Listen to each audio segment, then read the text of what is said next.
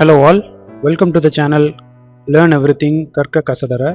இன்னைக்கு வீடியோவில் பயோகேஸ் எப்படி ப்ரொடியூஸ் பண்ணலாம் அப்படின்னு பார்ப்போம். பயோகேஸ் அப்படிங்கிறது எரிவாயு, நம்ம மாட்டு சாணத்துலேருந்து வரக்கூடிய எரிவாயு. கிராமத்துலலாம் கோபர் கேஸ் அப்படின்னு சொல்லுவாங்க. ஸோ இது எப்படி ப்ரொடியூஸ் பண்ணலான்னு பார்ப்போம். இது மாட்டு சாணத்தில் தான் பண்ணணும்னு இல்லை, நம்ம வீடுகளில் இருக்கக்கூடிய பயோ வேஸ்ட் வேறு எது இருந்துச்சுனாலும் நம்ம அதை வச்சு we can generate biomass. So இது வந்து ஃப்ளோட்டிங் ட்ரம் பயோடைஜஸ்டர் அப்படின்னு சொல்லுவாங்க. இந்த ட்ரம் தான் வந்து ஃப்ளோட்டிங் ட்ரம். இது வந்து மேலே மிதந்துட்டு இருக்கும். இங்கே நீங்கள் பார்க்குறது இது வந்து ஒரு மிக்சிங் யூனிட். இதில் ஒரு பார்ட்டிஷன் வச்சுருக்காங்க. இந்த பார்ட்டிஷன் எதுக்கு அப்படின்னா, இது வந்து ஃப்ளோட்டிங் ட்ரம் அகைன். இந்த பார்ட்டிஷன் எதுக்கு அப்படின்னா, ஒரு சைடு நீங்கள் போடக்கூடிய அந்த கவு டங்க், மாட்டு சாணத்தை எல்லாத்தையும் இதில் போட்டு பைப் ஆன் பண்ணி விட்டுட்டு தண்ணியை ஊற்றி நல்லா கலக்கிட்டு அந்த மிக்சர் வந்து இங்கே கீழே இன்னொரு ஹோஸ் இருக்கும். இந்த ஹோல் வழியாக நமக்கு லெஃப்ட் சைடு இருக்கக்கூடிய பார்ட்டிஷனுக்கு வரும். என்ன காரணம் ரெண்டு பார்ட்டிஷன் வச்சுருக்குறாங்க அப்படின்னா, ஒரே பார்ட்டிஷனாக இருந்துச்சுன்னா நமக்கு மிக்ஸ் பண்ணுறதுக்கு ப்ராப்பராக இருக்காது. அதனால் அங்கே ஒரு பார்ட்டிஷன் வச்சுருக்குறாங்க. ஸோ மிக்ஸ் பண்ண அந்த மிக்சர் வந்து இந்த ஹோல் வழியாக கீழே நமக்கு டைஜஸ்டர் பிளான்ட்டுக்கு போயிடும். இது வந்து பெரிய ஹோலாக இருக்கிறதால தான் நமக்கு வந்து தனித்தனியாக மிக்சிங் யூனிட் தனியாக வச்சுருக்குறாங்க. அண்ட் இதிலேருந்து போகக்கூடியது நேராக டைஜஸ்டர் யூனிட்டுக்கு போயிடும். கீழே வந்து பைப்லைன் கொடுத்து டைஜஸ்டர் யூனிட்டு கீழே போயிடும். அண்ட் இது முடிஞ்சதுக்கப்புறம் டைஜஸ்டர் யூனிட்டுக்குள்ளே இன்னொரு ஸ்டேஜ் ஆஃப் ரியாக்ஷன் நடக்கும், ஆசிட் ஃபார்மேஷன் நடக்கும். அது முடிஞ்சதுக்கப்புறம் தேர்ட் ஸ்டேஜில் தான் வந்து உள்ள பாக்டீரியாஸ் ஃபார்ம் ஆகி அந்த பாக்டீரியாஸ் டைஜஸ்ட் பண்ண ஆரம்பிக்கும். அப்படி டைஜஸ்ட் பண்ணும்போது இதுக்குள்ளே வந்து மீத்தேன் கேஸ் ப்ரொடியூஸ் ஆகும். இந்த வீடியோ எடுக்கும்போது இதோட இந்த டேங்குக்குள்ளே பார்த்தீங்கன்னா ஃபுல் கெப்பாசிட்டியில் நமக்கு இருக்குது. இது எதுக்கு அப்படின்னா, இது வந்து அவுட்லெட். இந்த டைஜஸ்ட் ஆன சிஸ்டம் எல்லாமே வந்து ஃபைனலாக இது வழியாக அவுட்லெட் வழியாக வெளியில் வந்துடும். இதை நம்ம அப்படியே பக்கத்தில் இருக்கக்கூடிய செடிகளுக்கு நம்ம வந்து ஃபெர்டிலைசராக யூஸ் பண்ணிக்கலாம். அண்ட் இந்த வீடியோ எடுக்கும்போது இது கம்ப்ளீட்டாக ஃபுல்லாக இருந்துச்சு. இது ஃபுல்லாகவே வந்து மீத்தேன் கேஸ் இருந்துச்சு. இது வந்து கேஸ் வால்வு. இந்த வால்வு வழியாக தான் கேஸ் வந்து போகும். இந்த பைப்லைன் வந்து அப்படியே அண்டர் கிரவுண்டில் வந்து ஃபிக்ஸ் பண்ணி வச்சுருப்பாங்க. டைரெக்டாக கிச்சனுக்கு, அவங்க வீட்டில் இருக்க கிச்சனுக்கு டைரெக்டாக போகுது. ஸோ இந்த கேஸ் வந்து அவங்க வீட்டுக்கு டெய்லி யூஸ்க்கு யூஸ் பண்ணிக்கிட்டு இருப்பாங்க. அண்ட் இதை தாண்டி இதில் ஒன்றும் பெரிய ஒர்க்கிங் பிரின்சிபல்னு ஒன்றும் இல்லை. இவ்வளோதான் விஷயம். இந்த லெவல் வந்து கேஸ் கூட இந்த லெவல் மேலே போயிட்டே இருக்குது. இப்போ ஃபுல்லாக இருக்குது. கேஸ் கம்மியாகிடுச்சுன்னா அந்த லெவல் கீழே இறங்கிடும்.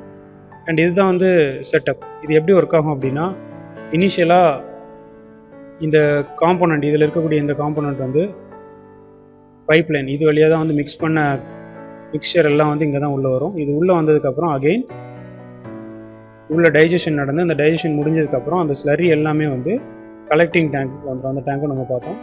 இதுக்குள்ளே தான் வந்து கேஸ் கலெக்ட் ஆகிட்டு இருக்கும். சென்டரில் இருக்கிற ராடு எதுக்கு வச்சுருப்பாங்க அப்படின்னா, இந்த சிலிண்டர் வந்து அங்கேயும் இங்கேயும் மூவ் ஆகாமல் இருக்கணும் அப்படிங்கிறக்காக இந்த ராடு வச்சுருப்பாங்க. அண்ட் இது முடிஞ்சதுக்கப்புறம் ஃபைனலாக கேஸ்லாம் ஃபில் ஆனதுக்கப்புறம் அந்த கேஸ் வந்து நம்ம வெளியில் எடுத்துக்கலாம். ஒருவேளை இந்த டேங்க் வந்து இப்போ வந்து கம்மியான குவான்டிட்டியில் கேஸ் இருக்குது, இப்போ கேஸே இல்லைன்னு கூட சொல்லலாம்.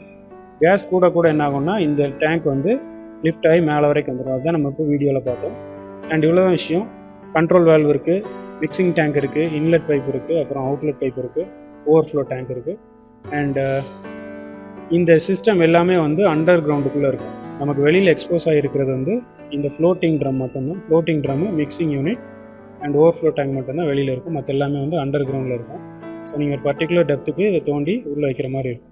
இதோட பெர்ஃபார்மன்ஸ் எப்படி இருக்கும், என்னென்ன பேராமீட்டர்ஸ்லாம் கன்சிடர் பண்ணணும் அப்படின்னா, டெம்பரேச்சர் கன்சிடர் பண்ணணும். டெம்பரேச்சர் வந்து 20 to 55 டிகிரி செல்சியஸ் தான் இருக்கணும். அண்ட் ப்ரெஷர் வந்து 1.2 பார் இந்த ரேஞ்சில் தான் இருக்கணும். Solid to moisture ratio, moisture content, தண்ணி அதிகமாகவும் சேர்த்துடக்கூடாது, கம்மியாகவும் சேர்த்துடக்கூடாது. ரொம்ப கம்மியாக இருந்துச்சுன்னா பாக்டீரியாவால் அதை சாப்பிட முடியாது. அதிகமாக சேர்த்துட்டா அதுவும் வந்து ரொம்ப டைல்யூட் ஆயிரும். பிஹெச் வேல்யூ 6 இல்லைன்னா அதுக்கு கம்மியாக இருக்கணும். ஃபீடிங் ரேட், அதிகமாக ஃபீட் பண்ணால் அதிகமாக கேஸ் கிடைக்குமானா கிடைக்காது.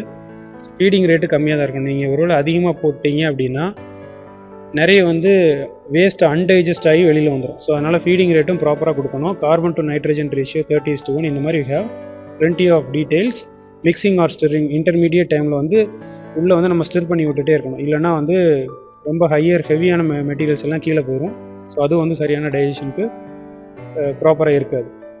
அண்டு இதுக்கான எக்ஸ்ப்ளனேஷன்ஸ் எல்லாமே நான் ப்ரீவியஸாக ஒரு வீடியோ போட்டிருக்கிறேன். அந்த வீடியோவில் இருக்கும். அதுக்கான லிங்க்கை நான் டிஸ்கிரிப்ஷனில் கொடுக்குறேன், நீங்கள் போய் பார்த்துக்கலாம். இப்போது எக்ஸாம்பிளுக்கு இந்த ரிட்டன்ஷன் டைம் பார்த்தோம் அப்படின்னா, கவுடங்க்கு வந்து 50 days உள்ள ரிட்டன்ஷன் டைம் இருக்கும்.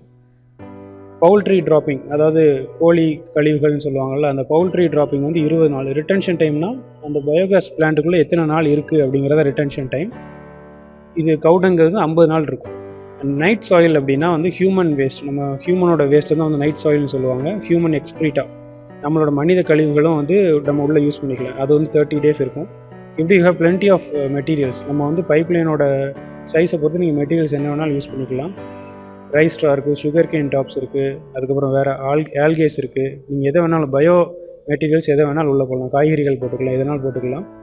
அண்ட் இப்போது ஒரு சின்ன கேல்குலேஷனுக்கு பார்த்தோம் அப்படின்னா பயோகேஸோட எனர்ஜி வந்து ஒரு மீட்டர் கியூப் அப்படின்னா 1000 லிட்டர்ஸ். நம்ம வீட்டில் டேங்க் சின்டெக்ஸ் டேங்கில் 1000 லிட்டர்ஸ் வச்சுருக்கோம்ல, அது வந்து ஒரு மீட்டர் கியூப்.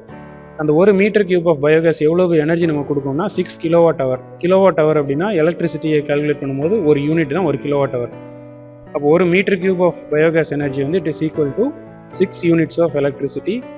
இது வந்து ஹியூமன் ஒரு மனுஷனால் எவ்வளோ பயோகேஸ் ப்ரொடியூஸ் பண்ண முடியும் அப்படின்னா 0.02 மீட்டர் கியூப் பர் பர்சன். ஒரு மனுஷனால் ஒரு நாளைக்கு 0.02 metre cube of biogas can be produced. இதே கவுஸ் பார்த்தீங்க அப்படின்னா 0.4 மீட்டர் கியூப் பெர் கிலோகிராம். ஒரு கிலோகிராமுக்கு 0.4 மீட்டர் கியூப் நமக்கு வந்து கிடைக்குது. கேஸ் ரெக்யர்மெண்ட் ஃபார் குக்கிங் பார்த்தீங்கன்னா 0.3லேருந்து 0.9 metre cube per person per day. ஒரு நாளைக்கு ஒரு மனுஷனுக்கு 0.3லேருந்து 0.9 மீட்டர் கியூப் தேவைப்படுது. இது நம்ம ஒரு மாடு வளர்த்தோம் அப்படின்னா ஒரு மாடே வந்து ஒரு நாளைக்கு 15 கிலோ கிட்ட மாட்டு சாணம் நமக்கு கிடைக்கும். அதை வச்சு we can manage the cooking essential of an individual person. இப்போ இதில் வந்து யூ கேன் சி ஒரு கவு டங்க் வந்து it can produce 10 to 15 kilogram of dung per day. ஒரு நாளைக்கு மாட்டிலேருந்து நமக்கு வந்து 10லேருந்து 15 கிலோகிராம் ஆஃப் மாட்டு சாணம் கிடைக்கும். அண்ட் அதிலிருந்து you can produce 0.34 metre cube per kg. ஒரு கிலோகிராமுக்கு 0.34 மீட்டர் கியூப் ஆஃப் பயோகேஸ் கிடைக்கும். அப்போ 10 கிலோ அப்படின்னா 3.4 மீட்டர் கியூப் நமக்கு வந்து கிடைக்கும். அதாவது 3000 லிட்டர் கணக்குப்படி பார்த்தா 3000 லிட்டர் ஆஃப் மீத்தேன் கேஸ் நமக்கு கிடைக்கும். அப்படி பவுல்ட்ரி மேன்யூருக்கு, நைட் சாயிலுக்கு, இப்படி எல்லாத்துக்குமே வந்து கேல்குலேஷன்ஸ் இருக்குது. மோஸ்ட்லி நம்ம வந்து கவு டங்க் தான் எல்லாத்துலேயும் யூஸ் பண்ணுங்கிறதால நான் அதை மட்டும் ஃபோக்கஸ் பண்ணுறேன். About the cooking essentiality which 0.0227 metre cube per person. நான் ஏற்கனவே சொன்னது தான். ஒரு பயோகேஸ் பிளான்ட் நீங்கள் வைக்கிறீங்க, 2 மீட்டர் கியூப் பெர் டேயில் இன்ஸ்டால் பண்ணுறீங்க அப்படின்னா அதனால் உங்களுக்கு என்ன லாபம்னு பார்த்தா 26 kg ஆஃப் எல்பிஜி ஒரு மாதத்துக்கு நீங்கள் வந்து ரீப்ளேஸ் பண்ணிடலாம். அதாவது 26 kg அப்படிங்கிறது 2 எல்பிஜி சிலிண்டர், அது ரெண்டே நீங்கள் ரீப்ளேஸ் பண்ணிடலாம். அண்ட் ஒரு 2 மீட்டர் கியூப் கெப்பாசிட்டி பிளான்ட்டை நீங்கள் இன்ஸ்டால் பண்ணுறதுக்கு அதோட காஸ்ட்டுன்னு பார்த்தா ₹50,000, அப்ராக்சிமேட்டாக 50,000. இதோட ரேட் வந்து depends upon the place and labour cost எல்லாத்தையும் பொறுத்து சேஞ்ச் ஆகும். ஐ ஹோப் உங்களுக்கு இதில் ஒரு அண்டர்ஸ்டாண்டிங் கிடச்சிருக்கும்னு நினைக்கிறேன். அண்ட் முடிஞ்சு அப்படின்னா நீங்கள் இன்ஸ்டால் பண்ணிட்டு ட்ரை பண்ணுங்கள். க்ரீன் எனர்ஜி தான். நமக்கு வீட்டில் ஒரு வேளை நீங்கள் மாடு வளர்க்குறீங்க, அதுலேருந்து மாட்டு சாணத்தெல்லாம் வேஸ்ட்டாக தான் போகுது அப்படின்னா you can try installing biogas plant. அதனால் நீங்கள் வீட்டுக்கும் யூஸ் பண்ணிக்கலாம் அந்த எனர்ஜியை. பயோகேஸ் பிளான்ட் யூஸ் பண்ணுறதால அந்த மாட்டு சாணமும் வேஸ்ட் ஆகாது, அதுலேருந்து வரக்கூடிய மெனியூரும் வேஸ்ட் ஆகாது. அதை நம்ம அப்படியே பிளான்ட்டுக்கு யூஸ் பண்ணிக்கலாம். அந்த மாதிரி you have plenty of advantages. Thank you for watching and subscribe and support our channel. Thank you.